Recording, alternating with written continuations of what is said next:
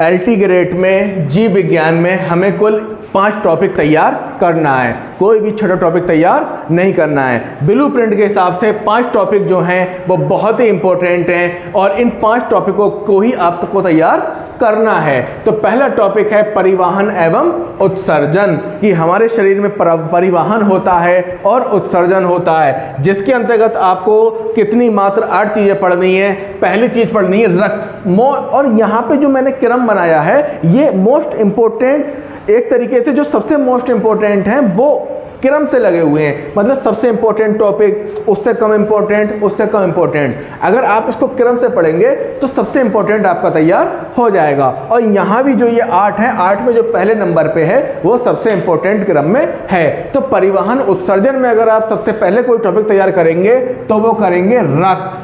कुछ आए ना आए, रक्त से क्वेश्चन आना ही आना है, और रक्त का भी टॉपिक बहुत बड़ा है। उस रक्त के टॉपिक में पता लगा WBC, RBC, प्लेटलेट्स, सर्वदाता, सर्वग्राही, आपको उसके चक्कर में नहीं पड़ना है। सबसे खतरनाक लेवल पर तैयार करना है हीमोग्लोबिन को, क्योंकि जो भी एलटी ग्रेड में क्वेश्चन आए हैं और जो उसके ब्लूप्रिंट में है वो हीमोग्लोबिन है। ऑल ओवर वो हीमोग्लोबिन के आसपास ही उसका क्वेश्चन घूम रहा है। और इसके बाद अगला क्वेश्चन ने ऐसा पूछा है कि हीमोग्लोबिन काम क्या करता है, और जो रक्त का शुद्धिकरण होता है वो कहाँ होता है, कैसे होता है। इसके बाद दूसरे नंबर पे आप हृदय तैयार करोगे। असल में रक्त और हृदय आपस में इंटीग्रेटेड टॉपिक हैं, आपस में जुड़े हुए हैं। तो इस तरीके क्वेश्चन आया था, क्योंकि भाई टॉपिक तो बता दिया हृदय पढ़ लो, पर क्वेश्चन कैसा आया, ऐसा क्वेश्चन कि हृदय विश्राम कब करता है, क्योंकि हृदय पेशियां कभी विश्राम नहीं करती। अगला उत्सर्जित अंग। अब उत्सर्जित अंग क्या है, जैसे आपके वृक्क हो गए, तो क्वेश्चन ऐसा बना है कि अगर वृक्क काम करना बंद कर दे तो क्या होगा, व्यक्ति की मृत्यु हो जाएगी, क्योंकि उसके ब्लड में नत्रजन है वो बढ़ना शुरू हो जाएगी। और इसका इलाज क्या होता है, डायलिसिस। इसके बाद श्वसन, सांस लेना छोड़ना, और तंत्रिका तंत्र। तंत्रिका तंत्र आप जानते ही होंगे, ये वही चीज़ है कि अचानक आपके हाथ पे छपकली गिरी और आपने उठा के दूर फेंक दी। इसमें क्या होता है, जो आपका रीढ़ की हड्डी होती है, इससे मैसेज जो है माइंड में ना जाके सीधे हमारे शरीर के अंगों को जाता है, मूवमेंट कर देते हैं। ठीक वैसे ही हमने अपनी आंखों के सामने शेर देखा, भाग लगा दी, और अगर गाय देखी तो हम पे कोई प्रभाव नहीं पड़ा। तंत्रिका तंत्र। इसके बाद आपको पढ़ना है, मोस्ट इंपॉर्टेंट में आता है अंतःस्रावी ग्रंथियां, जिसे हार्मोन कहते हैं। भाई इससे क्वेश्चन आता ही आता है। तो जैसे इस तरह के क्वेश्चन आते हैं, हमारा मूड किस पर डिपेंड करता है, हमारे हार्मोन्स पर। और जैसे आयोडीन युक्त हार्मोन्स कौन सा है, थायरोक्सिन, जो आपके थायरोक्सिन। इसके अलावा अगला टॉपिक है अनुवांशिकी, यानी जिसमें डीएनए की बात करते हैं। ये अनुवांशिकी क्या होता है आप जानते ही हैं। तो इसमें जैसे मर्जार रोदन रोग किस कारण से हो जाता है, 5वें गुणसूत्र के अलग होने से। तो इसमें आपको पढ़ना है किसके बारे में, अनुवांशिकी के बारे में, डीएनए के बारे में, मानव शरीर का क्रिया विज्ञान। तो जब हमारी पूरी बॉडी काम करती है तो ये कैसे क्या करती है, क्या नहीं करती है, इस तरीके से हम इसके बारे में जानेंगे। तो ये जो सबसे महत्वपूर्ण टॉपिक है, ये एलटी ग्रेड के सबसे महत्वपूर्ण टॉपिक हैं कि एलटी ग्रेड में आपको क्या क्या पढ़ना है, क्या नहीं पढ़ना है। अब पता लगा जीव विज्ञान में तो ऑल ओवर मेरे हिसाब से तो 40-45 टॉपिक हैं, तो पूरा तैयार करने में ही काम खराब हो जाएगा। और जबकि क्वेश्चन आता है एक, अब ये भी नहीं पता कि वो एक क्वेश्चन बेचारा यहाँ से पूछ ले एग्जामिनर या वो वनस्पति से पूछ ले, लेकिन 90% संभावना है वो ऊपर से दवा देता है क्वेश्चन। अब यहाँ पे ये एलटी ग्रेड के जो है महत्वपूर्ण टॉपिक हैं। तो इसमें अगला देखना है आपको, जैसे इसने क्वेश्चन इस तरीके का पूछा है कि कठोर व्यायाम करने से क्या होता है, लैक्टिक अम्ल बनता है मांसपेशियों में, और पसीना बहाना किस पर निर्भर होता है, तो ये कई चीज़ों पे होता है, ग्लैंड्स पे भी होता है, शरीर पे होता है। तो पहला प्रमुख टॉपिक क्या है, परिवहन और उत्सर्जन। अब आप कहोगे सर परिवहन उत्सर्जन बहुत बड़ा टॉपिक है, क्या तैयार करें। तो भाई एलटी में हमने ये भी बता दिया है आपको कि इसके अंदर क्या क्या पढ़ना है।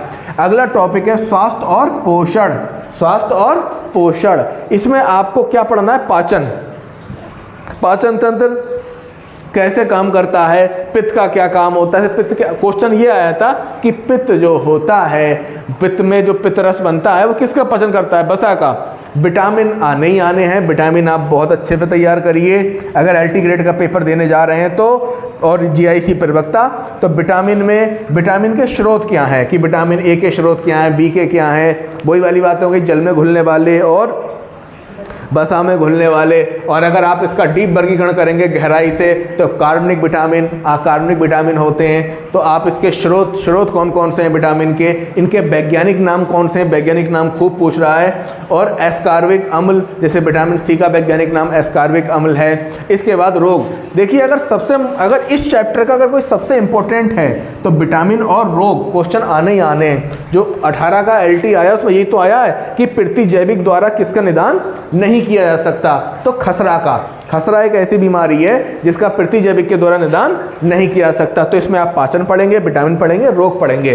इसके बाद आ जाइए तीसरा टॉपिक, मानव शरीर। बहुत बड़ा टॉपिक है ये मानव शरीर, लेकिन ज़्यादा आपको नहीं उलझना है। कंकाल पढ़ना है। कंकाल में भी ऐसा नहीं पूरा कंकाल पढ़ बैठे।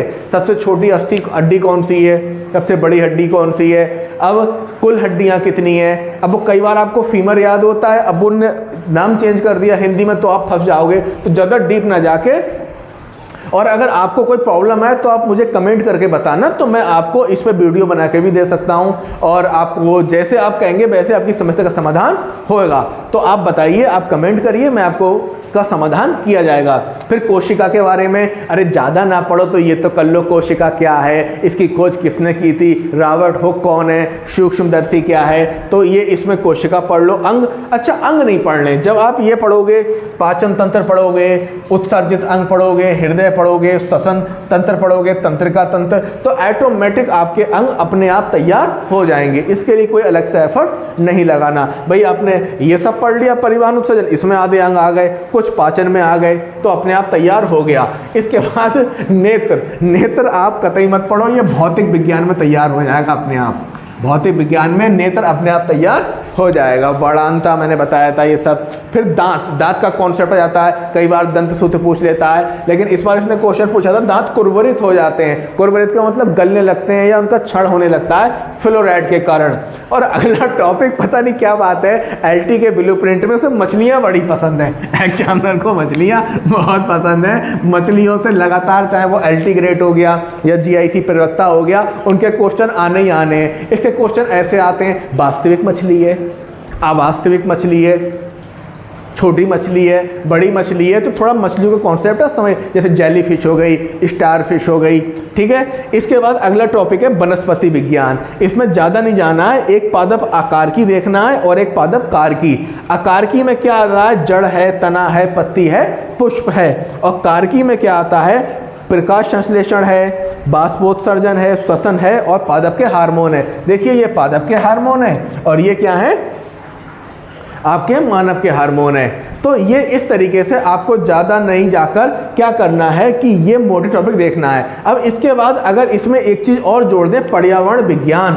क्या जोड़ दें, पर्यावरण विज्ञान, EVS। तो EVS में आपको केवल 4 टॉपिक देखना है EVS के अंतर्गत, जिसमें पहला टॉपिक है पर्यावरण एवं प्राकृतिक संसाधन। दूसरा टॉपिक है जैव उर्वरक, कि जैव उर्वरक क्या है। असल में LT ग्रेड में आपका 4 नंबर की जो है वो कृषि भी आ रही है। मैंने अपने ही चैनल पे बता रखा है, एजुकेशनल एडिक्शन चैनल पे बता रखा है आपको कि आपको कृषि में पूरी कृषि ना पढ़ के कौन कौन से टॉपिक पढ़ना है। तो वहाँ जैव उर्वरक आप पढ़ लेंगे, पारिस्थितिकी पढ़ लेंगे। पारिस्थितिकी कोई बहुत बड़ी चीज़ नहीं है। आपने देखा होगा कि वो जो घास होती है उसको टिड्डा खाता है, टिड्डे को मेढक खाता है, मेढक को सांप खाता है, सांप को चील खाती है। तो ये पारिस्थितिकी तंत्र है। और इसके बाद आप प्रदूषण पढ़ेंगे। तो इस तरीके से जो LT ग्रेड का ब्लूप्रिंट है, तो इस तरीके से आप इसको क्या करेंगे, इन चीज़ों को पढ़ेंगे तो आपका 1 नंबर इससे बाहर नहीं आएगा। असल में जब मतलब अधिक नंबरों का होता है तो ये है कि क्या पता कहाँ से आए, लेकिन जब कम नंबर आते हैं तो महत्वपूर्ण चैप्टर से ही आते हैं। और अगर आपको किसी और विषय की जानकारी चाहिए या उसका ब्लूप्रिंट चाहिए तो आप मुझे बताइए, मैं आपके लिए वीडियो बना के उपलब्ध कर दी जाएगी।